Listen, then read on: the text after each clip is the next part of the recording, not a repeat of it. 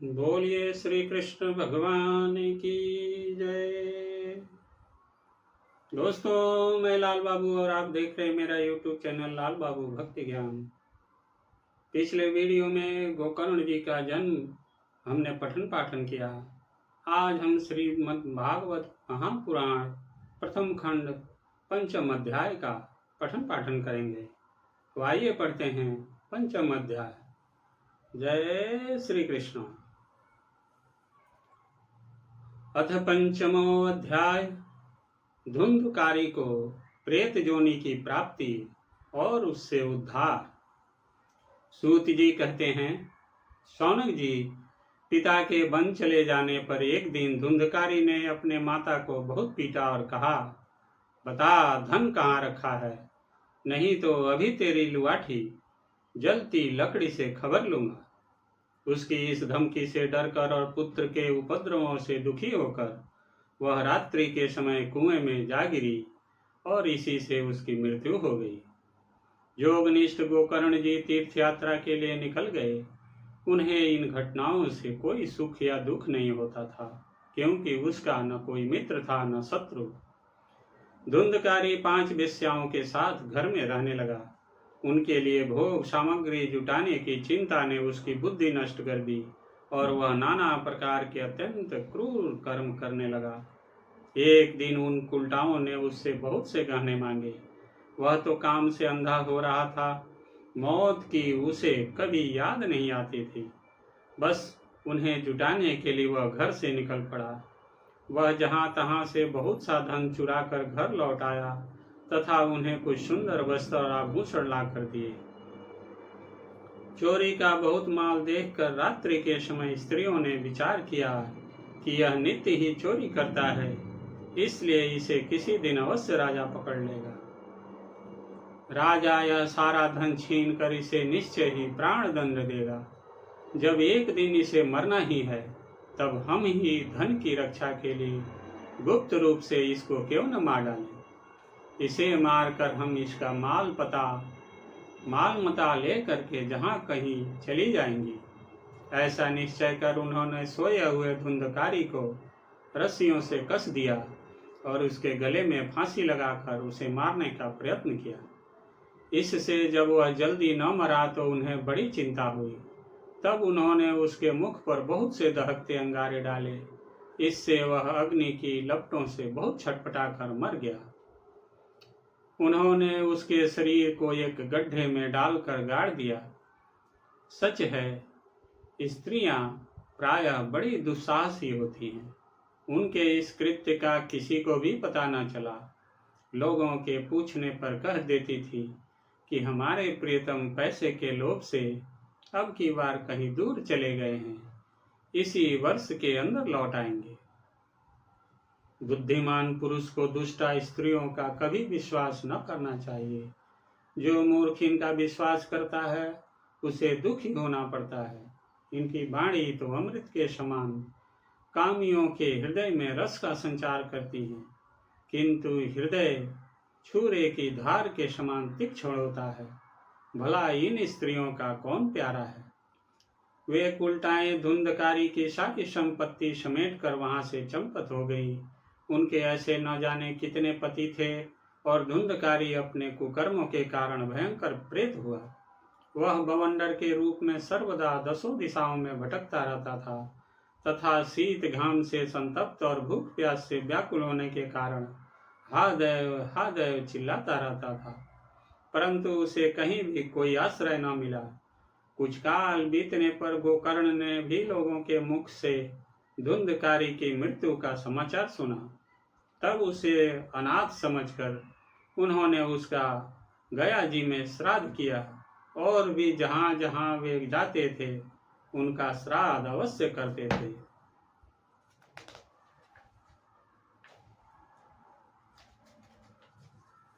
इस प्रकार घूमते घूमते गोकर्ण जी अपने नगर में आए और रात्रि के समय दूसरों की दृष्टि से बचकर सीधे अपने घर के आंगन में सोने के लिए पहुंचे। वहां अपने भाई को सोया देख आधी रात के समय धुंधकारी ने अपना बड़ा विकट रूप दिखाया वह कभी भेड़ा, कभी हाथी, कभी भैंसा, कभी इंद्र और कभी अग्नि का रूप धारण करता। अंत में वह मनुष्य के आकार में प्रकट हुआ। ये विपरीत अवस्थाएं देखकर गोकर्ण ने निश्चय किया कि यह कोई दुर्गति को प्राप्त हुआ जीव है। तब उन्होंने उससे धैर्यपूर्वक पूछा। गोकर्ण ने कहा, तू कौन है? रात्रि के समय ऐसे भयानक रूप क्यों दिखा रहा है? तेरी यह दशा कैसे हुई, हमें बता तो सही। तू प्रेत है, पिशाच है अथवा कोई राक्षस है? सूत जी कहते हैं, गोकर्ण के इस प्रकार पूछने पर बार बार जोर जोर से रोने लगा। उसमें बोलने की शक्ति नहीं थी, इसलिए उसने केवल संकेत मात्र किया। तब गोकर्ण ने अंजलि में जल लेकर उसे अभिमंत्रित करके उस पर छिड़का। इससे उसके पापों का कुछ शमन हुआ और वह इस प्रकार कहने लगा। प्रेत बोला, मैं तुम्हारा भाई हूँ, मेरा नाम है धुंधकारी। मैंने अपने ही दोष से अपने ब्राह्मणत्व नष्ट कर दिया। मेरे कुकर्मों की गिनती नहीं की जा सकती। मैं तो महान अज्ञान में चक्कर काट रहा था, इसी से मैंने लोगों की बड़ी हिंसा की। अंत में उल्टा स्त्रियों ने मुझे तड़पा तड़पा कर मार डाला। इसी से अब प्रेत जोनी में पड़कर यह दुर्दशा भोग रहा हूँ। अब दैववश कर्म फल का उदय होने से मैं केवल वायु भक्षण करके जी रहा हूँ। भाई, तुम दया के समुद्र हो, अब किसी प्रकार जल्दी ही मुझे इस जोनी से छुड़ाओ। गोकर्ण ने धुंधकारी की सारी बातें सुनी और तब उससे बोले। गोकर्ण ने कहा, भाई, मुझे इस बात का बड़ा आश्चर्य है। मैंने तुम्हारे लिए विधि पूर्वक गया जी में पिंडदान किया, फिर भी तुम प्रेत जोनी से मुक्त कैसे नहीं हुए? यदि गया श्राद्ध से भी तुम्हारी मुक्ति नहीं हुई, तब इसका और कोई उपाय ही नहीं है। अच्छा, तुम सब बात खोल कर कहो, मुझे अब क्या करना चाहिए? प्रेत ने कहा, मेरी मुक्ति सैकड़ों गया श्राद्ध करने से भी नहीं हो सकती। अब तो तुम इसका कोई और उपाय सोचो। प्रेत की यह बात सुनकर गोकर्ण को बड़ा आश्चर्य हुआ। वे कहने लगे, यदि सैकड़ों गया श्राद्धों से भी तुम्हारी मुक्ति नहीं हो सकती, तो तुम्हारी मुक्ति असंभव भी है। अच्छा, अभी तो तुम निर्भय होकर अपने स्थान पर रहो। मैं विचार करके तुम्हारी मुक्ति के लिए कोई दूसरा उपाय करूंगा। गोकर्ण की आज्ञा पाकर धुंधकारी वहां से अपने स्थान पर चला आया। इधर गोकर्ण ने रात भर विचार किया, तब भी उन्हें कोई उपाय नहीं सूझा। प्रातः काल उनको आया देख लोग प्रेम से उनसे मिलने आए। तब गोकर्ण ने रात में जो कुछ जिस प्रकार हुआ था वह सब उन्हें सुना दिया। उनमें जो लोग विद्वान, योगनिष्ठ, ज्ञानी और वैदज्ञ थे, उन्होंने भी अनेकों शास्त्रों को उलट पलट कर देखा, तो भी उसकी मुक्ति का कोई उपाय न मिला। तब सबने यही निश्चय किया कि इस विषय में सूर्य नारायण जो आज्ञा करें वही करना चाहिए। अतः गोकर्ण ने अपने तपोबल से सूर्य की गति को रोक दिया। उन्होंने स्तुति की, भगवान, आप सारे संसार के साक्षी हैं, मैं आपको नमस्कार करता हूँ। आप मुझे कृपा करके धुंधकारी की मुक्ति का साधन बताइए। गोकर्ण की यह प्रार्थना सुनकर सूर्यदेव ने दूसरे ही स्पष्ट शब्दों में कहा, श्रीमद् भागवत से मुक्ति हो सकती है, इसलिए तुम उसका सप्ताह पारायण करो। सूर्य का यह धर्ममय वचन वहां सभी ने सुना। तब सबने यही कहा कि प्रयत्न पूर्वक यही करो। है भी यह साधन बहुत सरल।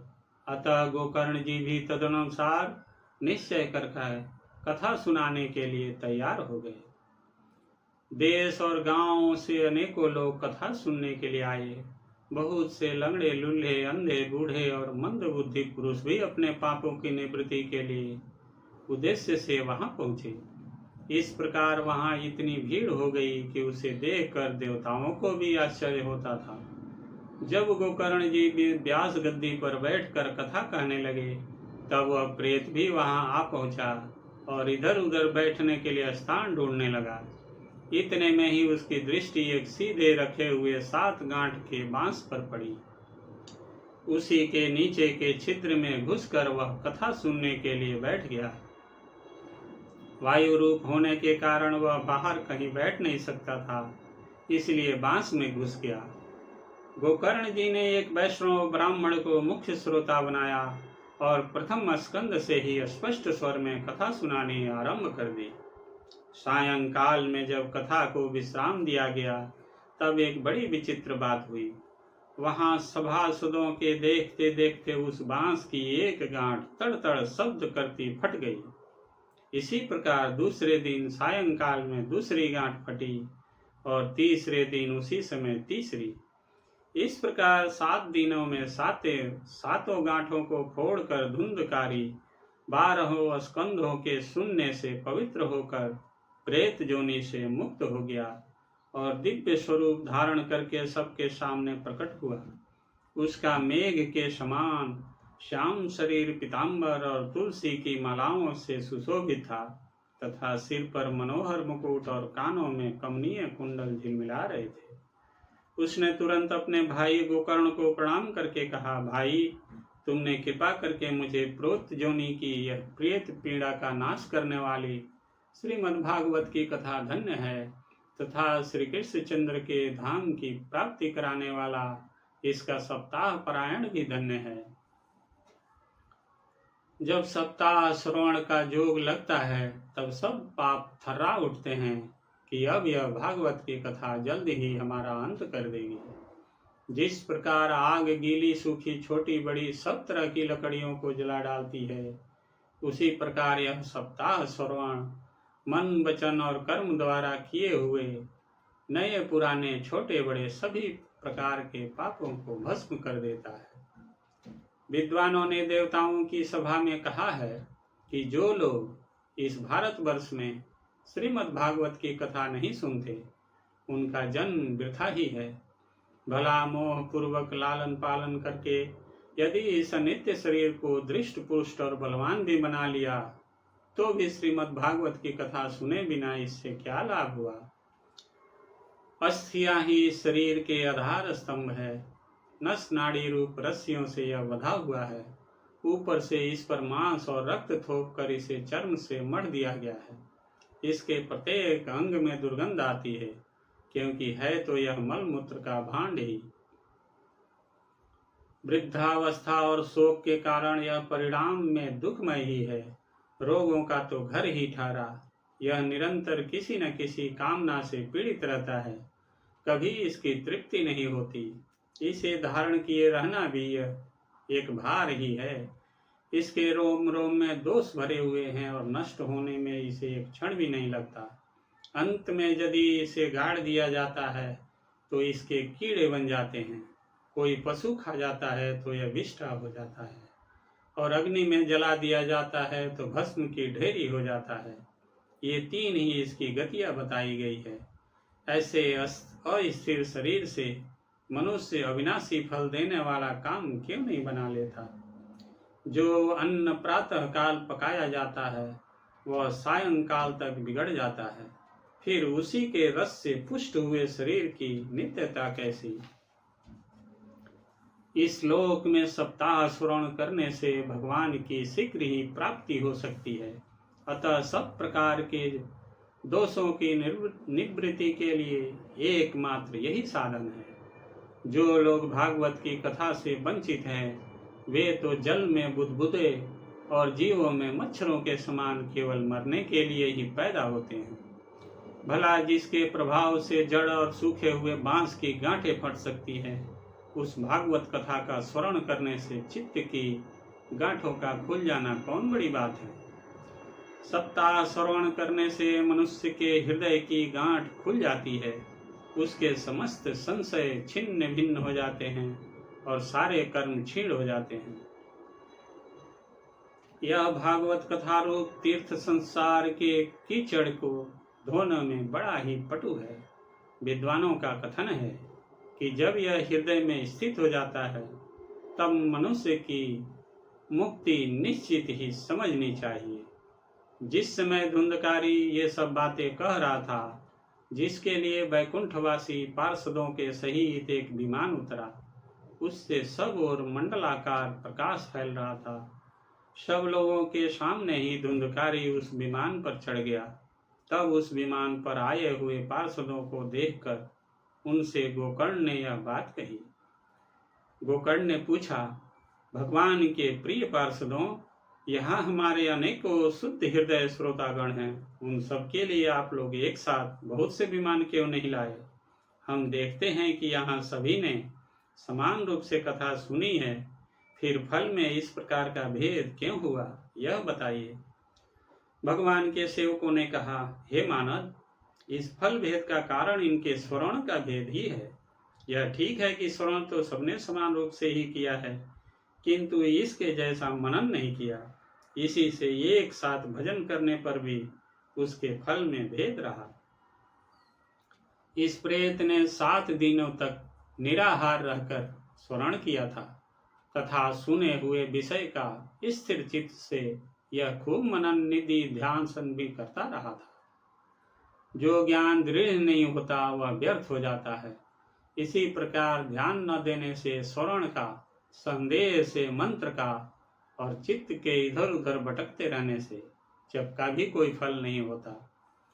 वैष्णवहीन देश, अपात्र को कराया हुआ श्राद्ध का भोजन, अश्रोत्रिय को दिया हुआ दान एवं आचारहीन कुल, इन सब का नाश हो जाता है। गुरु वचनों में विश्वास, दीनता का भाव, मन के दोषों पर विजय और कथा में चित्त की एकाग्रता इत्यादि नियमों का यदि पालन किया जाए तो श्रवण का यथार्थ फल मिलता है। यदि ये श्रोता फिर से श्रीमद् भागवत की कथा सुने तो निश्चय ही सबको वैकुंठ की प्राप्ति होगी। और गोकर्ण जी, आपको तो भगवान स्वयं आकर गोलोक धाम ले जाएंगे। यो कहकर ये सब पार्षद हरि कीर्तन करते वैकुंठ लोक को चले गए। श्रावण मास में गोकर्ण जी ने फिर उसी प्रकार सप्ताह क्रम से कथा कही और उन श्रोताओं ने उसे फिर सुना। नारद जी इस कथा की समाप्ति पर जो कुछ हुआ वह सुनिए। वहां भक्तों से भरे हुए विमानों के साथ भगवान प्रकट हुए। सब ओर से खूब जय जयकार और नमस्कार की ध्वनियां होने लगी। भगवान स्वयं हर्षित होकर अपने पांचजन्य शंख की ध्वनि करने लगे और उन्होंने गोकर्ण को हृदय से लगाकर अपने ही समान बना लिया। उन्होंने क्षण भर में ही अन्य सब श्रोताओं को भी मेघ के समान श्याम वर्ण, रेशमी, पीताम्बरधारी तथा किरीट और कुंडल आदि से विभूषित कर दिया। उस गांव में कुत्ते और चंडाल पर्यंत जितने भी जीव थे वे सभी गोकर्ण जी की कृपा से विमानों पर चढ़ा लिए गए तथा जहाँ जोगी जन जाते हैं उस भगवत धाम में वे भेज दिए गए। इस प्रकार भक्त वत्सल भगवान श्री कृष्ण कथा श्रवण से प्रसन्न होकर गोकर्ण जी को साथ ले अपने ग्वाल बालों के प्रिय गोलोक धाम में चले गए।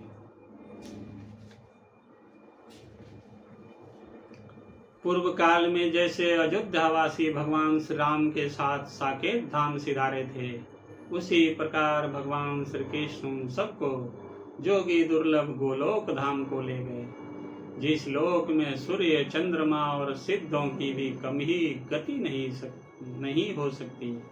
उसमें वे श्रीमद् भागवत श्रवण करने से चले गए। नारद जी, सप्ताह यज्ञ के द्वारा कथा श्रवण करने से जैसा उज्ज्वल फल संचित होता है उसके विषय में हम आपसे क्या कहें। अजी, जिन्होंने अपने कर्णपुट से गोकर्ण जी की कथा के एक अक्षर का भी पान किया था वे फिर माता के गर्भ में नहीं आए। जिस गति को लोग वायु, जल या पत्ते खाकर शरीर सुखाने से, बहुत काल तक घोर तपस्या करने से और योगाभ्यास से भी नहीं पा सकते, उसे वे सप्ताह श्रवण से सहज में ही प्राप्त कर लेते हैं। इस परम पवित्र इतिहास का पाठ चित्रकूट पर विराजमान मुनीश्वर सांडिल्य भी ब्रह्मानंद में मग्न होकर करते रहते हैं। यह कथा बड़ी ही पवित्र है। एक बार के स्मरण से ही समस्त पाप राशि को भस्म कर देती है। यदि इसका श्राद्ध के समय पाठ किया जाए तो इससे पितृगण को बड़ी तृप्ति होती है और नित्य पाठ करने से मोक्ष की प्राप्ति होती है। इति श्री पद्म पुराणे उत्तराखंडे श्रीमद्भागवत महात्म्ये गोकर्ण मोक्ष वर्णन नाम पंचोऽध्यायः। जय श्री कृष्ण। दोस्तों, आज की कथा यही समाप्त होती है। आगे की कथा अगले वीडियो में पढ़ेंगे। तब तक आप सभी खुश रहिए, स्वस्थ रहिए और आनंदित रहिए। दोस्तों, आपसे नम्र निवेदन है कि इस चैनल को सब्सक्राइब कीजिए, वीडियो को लाइक कीजिए और दोस्तों के साथ शेयर जरूर कीजिएगा। आप सभी का बहुत बहुत धन्यवाद। जय जय श्री कृष्ण। जय श्री राधे कृष्ण।